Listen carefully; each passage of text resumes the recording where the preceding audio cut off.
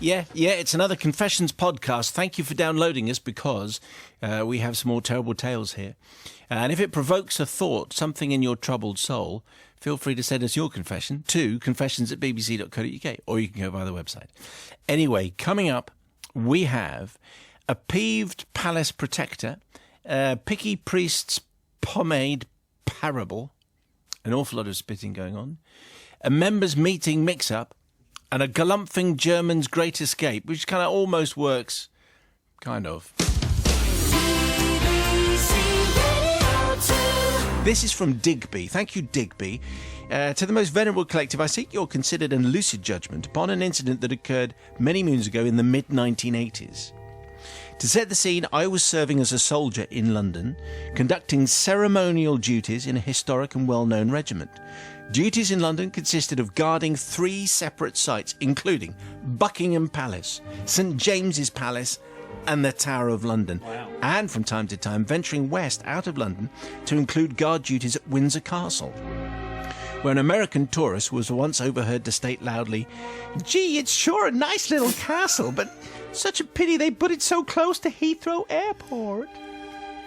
As that one was in the Muppets, wasn't it?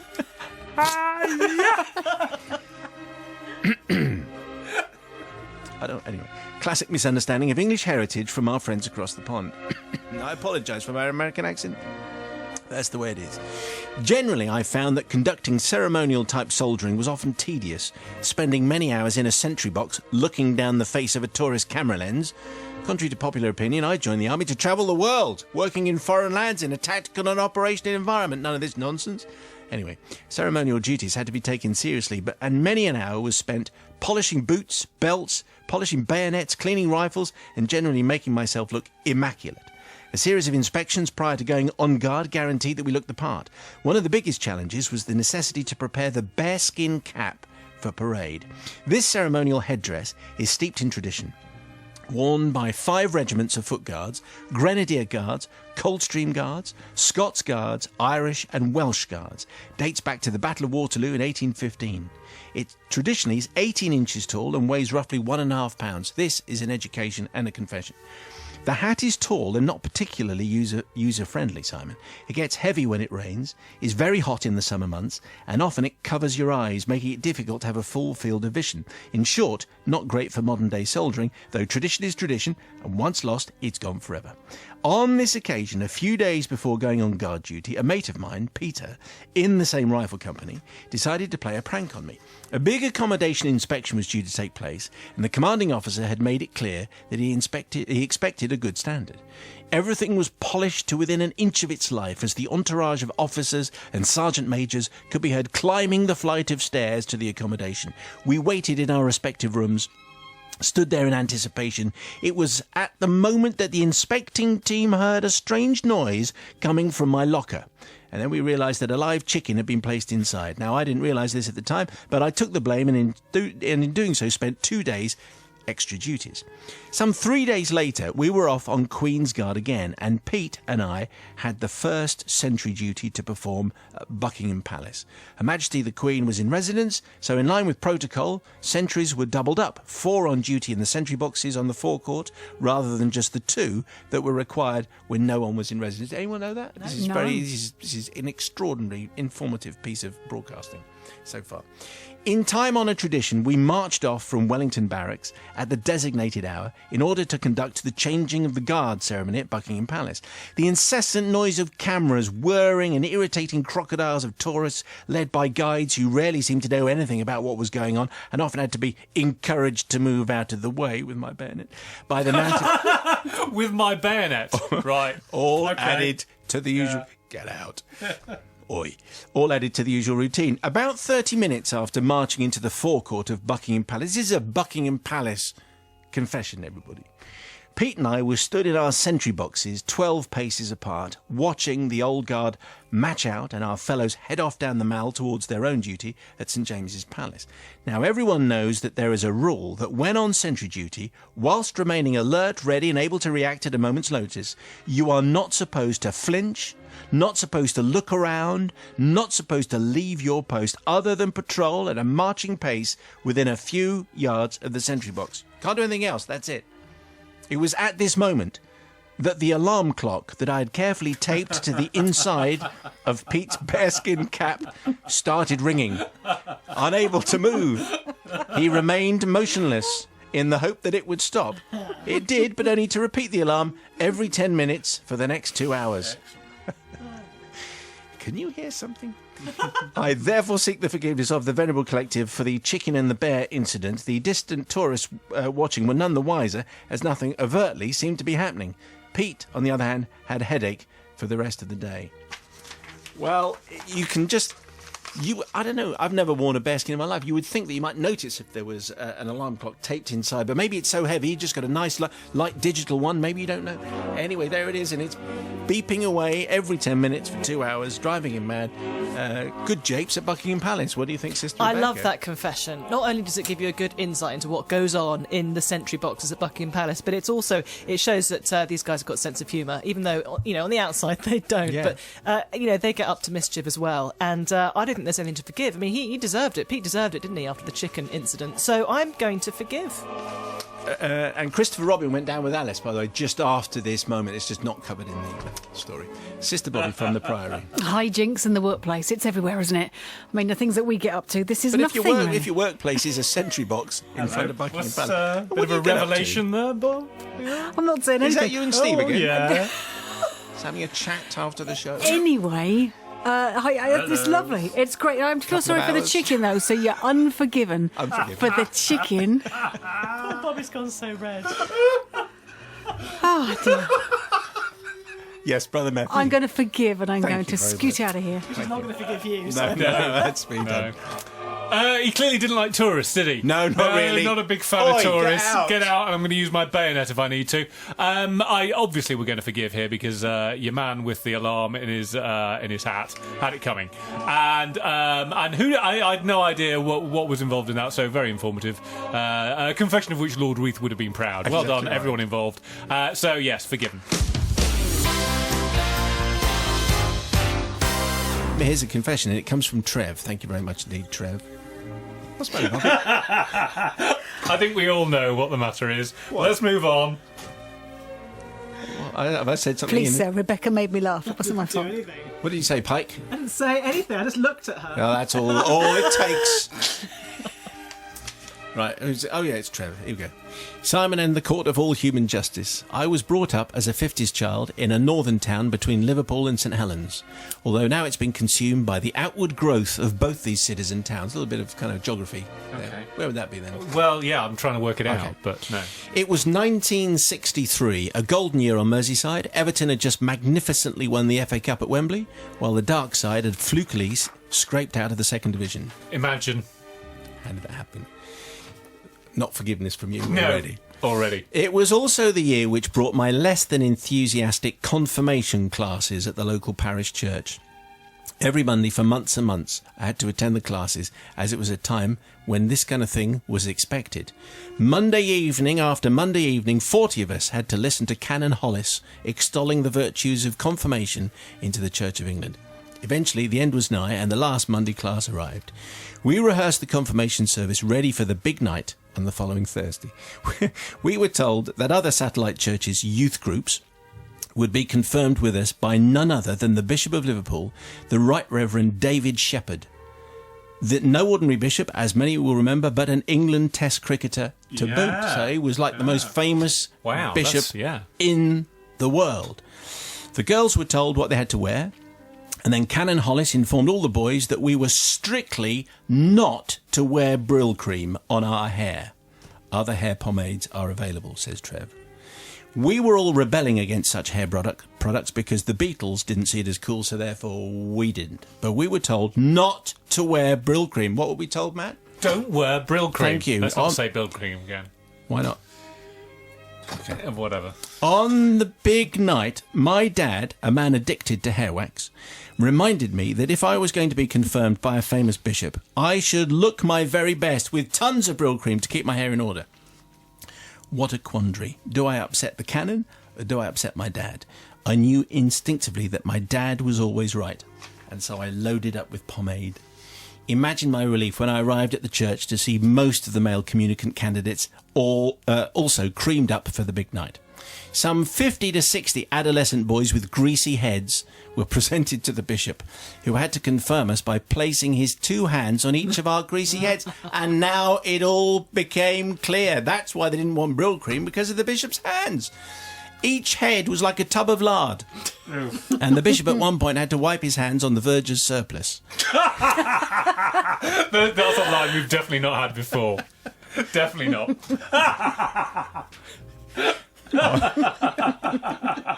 I'll tell his reverence.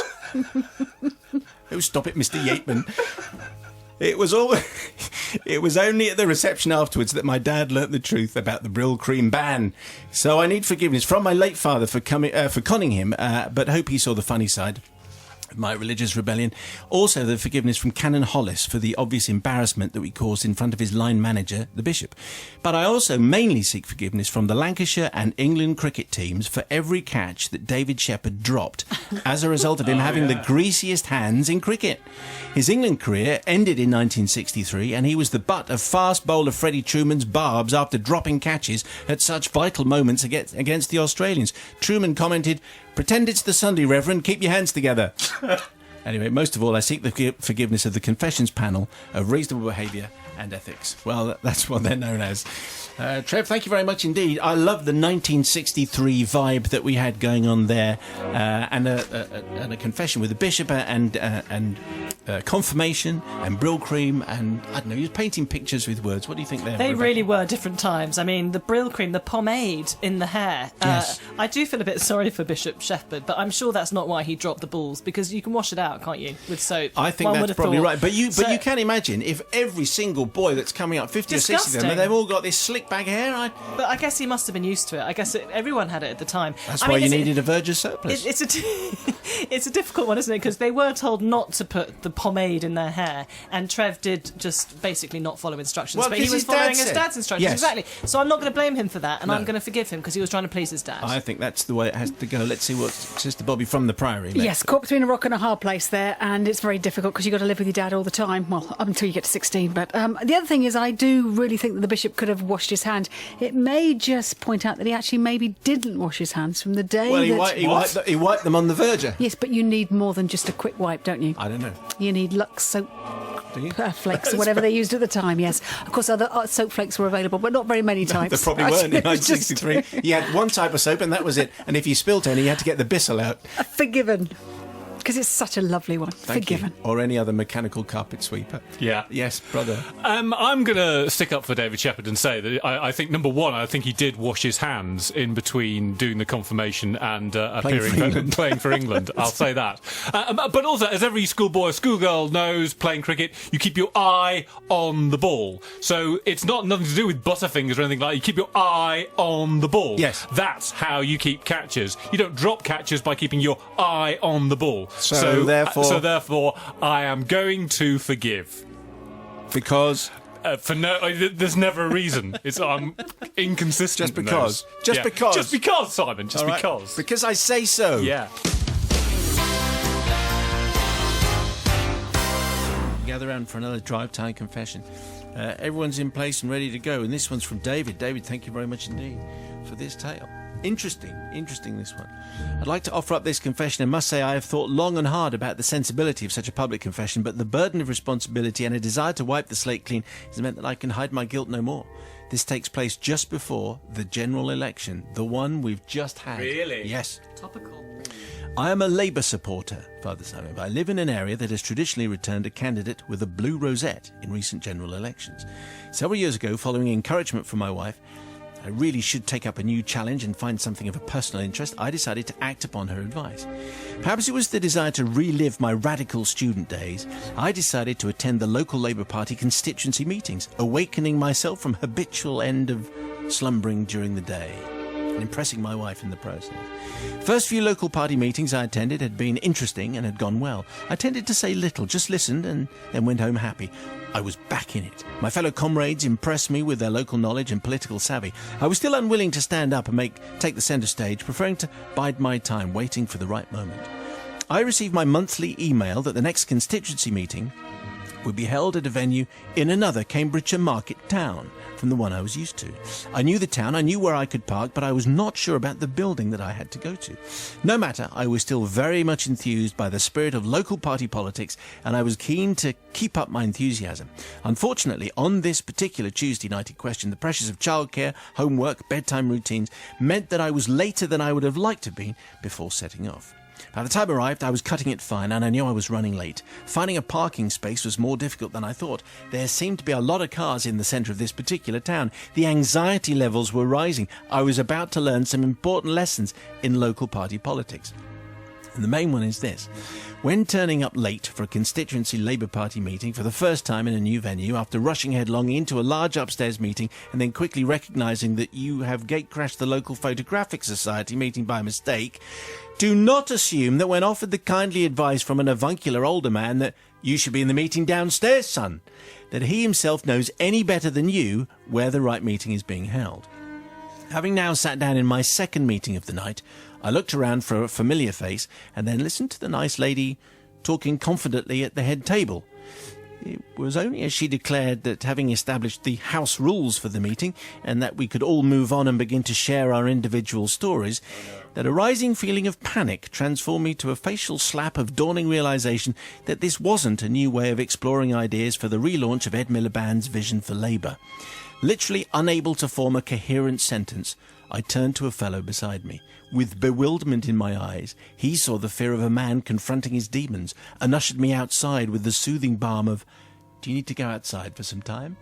With about 30 pairs of eyes watching my retreat, I exited through, ironically, saloon-style doors, accompanied by my new-found brother in adversity. With him putting a supportive arm around me, "We're all with you." I turned and, already knowing the answer, asked this kindly stranger, "This isn't the Labour Party meeting, is it?" "No," he says, "it's Alcoholics Anonymous." Oh dear. I eventually found the right meeting on the third attempt. A similarly sober affair, but with, I have to tell you, a lot fewer participants. I do not beg for the forgiveness for the mistake of late attendance at 2 meetings that I had no right to be in.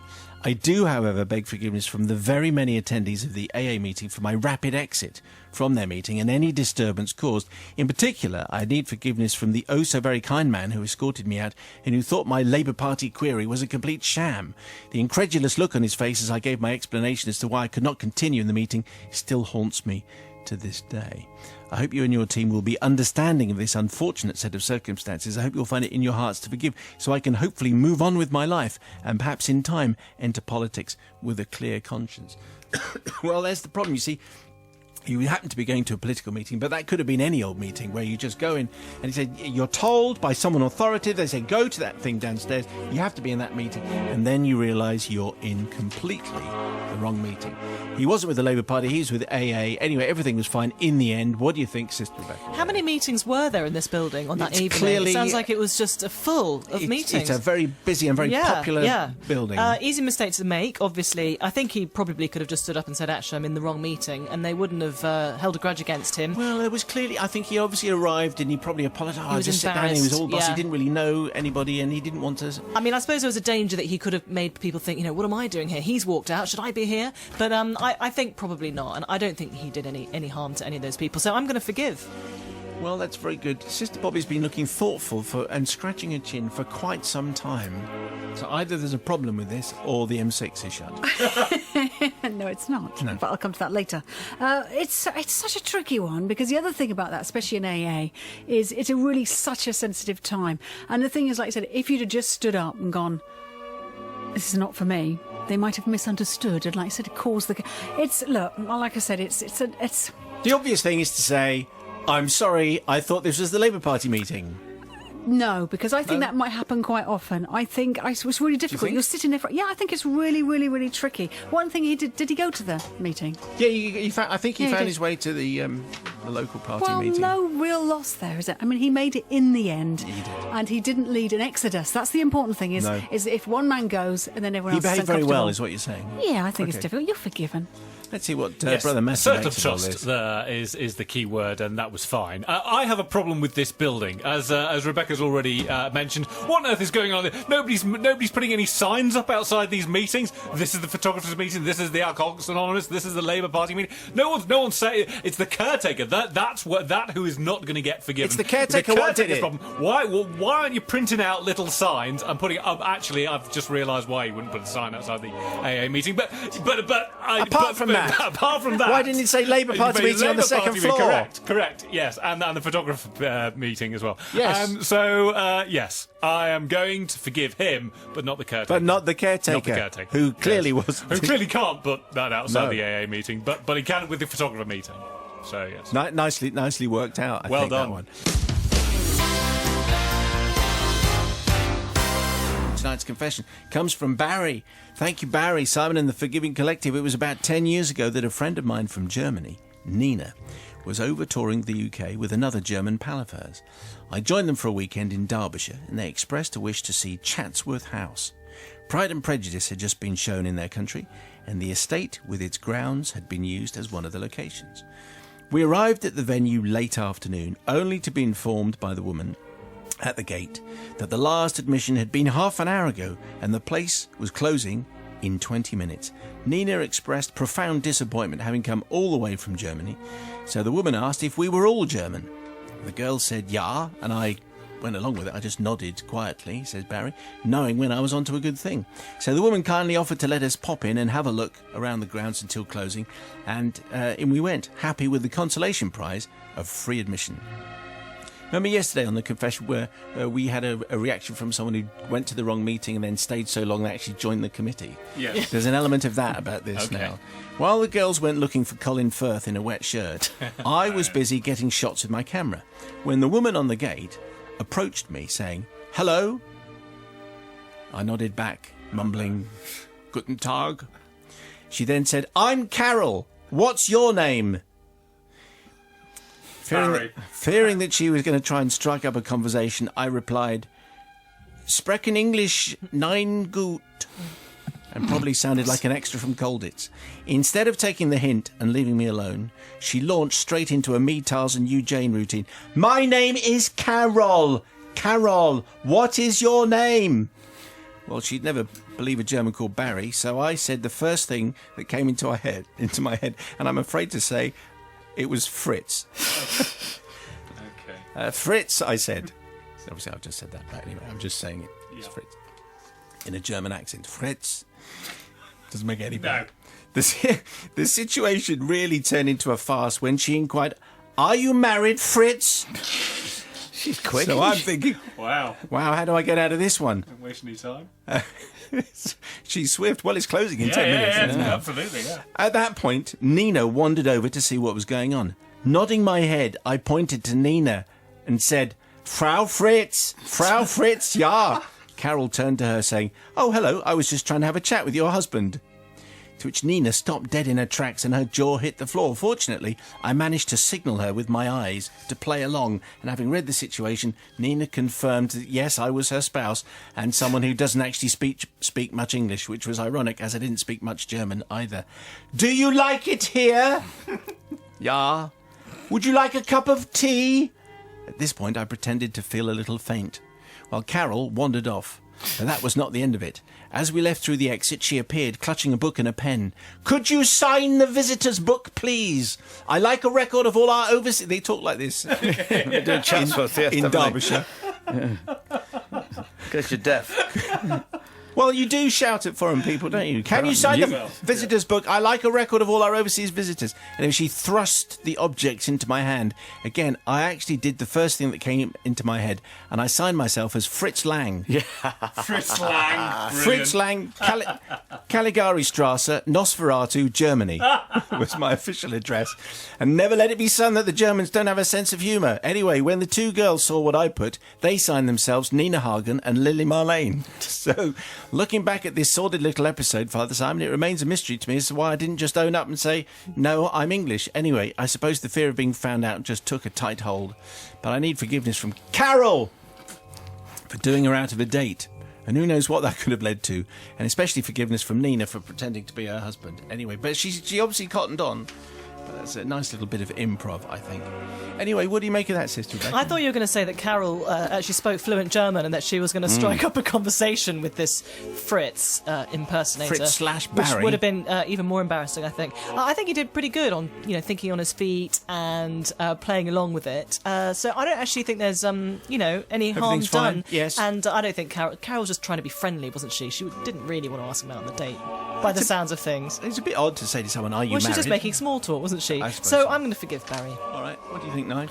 Yes, well, I was going to forgive him, or Barry, you even, and I loved all the improv that you were doing, but there was not that much to forgive. But then for you, to be rather conceited to think that Carol, just because she shouts a lot, is actually coming on to you and was suggesting that you're going to go out, and but it was all as quick as that. I don't think it works like that. I Not in reckon my- she was probably flattering her eyes. Yes. Fluttering her eyes. Yes, and flattering his ego. Yes. Well, never mind that. Yes. So, Barry, just for being so presumptuous, nay, Fritz, Dieter, whatever your name was really, on this occasion, I'm not going to forgive you. Okay, it's finely balanced then. What do you think? I think if you're going to start asking people if that sounds like pretty big talk to me, of going up and saying to people, "Are you married?" I contend that Carol had cottoned on and she was trying to call his bluff, and so when she's having this conversation with, she reckons straight away, "This guy isn't German. I'm going to get him to sign the book. Let's see what happens then." So I am definitely not forgiving because I'm definitely in Carol's corner. They still talk about Chatsworth House the day that Fritz Lang. and Nina Hagen and Lily Marlene Yes. all visited on the same day. What a day that was. They were this week's confessions. I don't know who you forgave. I sort of forgave pretty much all of them, really, because it's one of those weeks. But I'm most interested to know if you have something that you'd like to share with us. And then it'll turn up on this podcast if it's any good.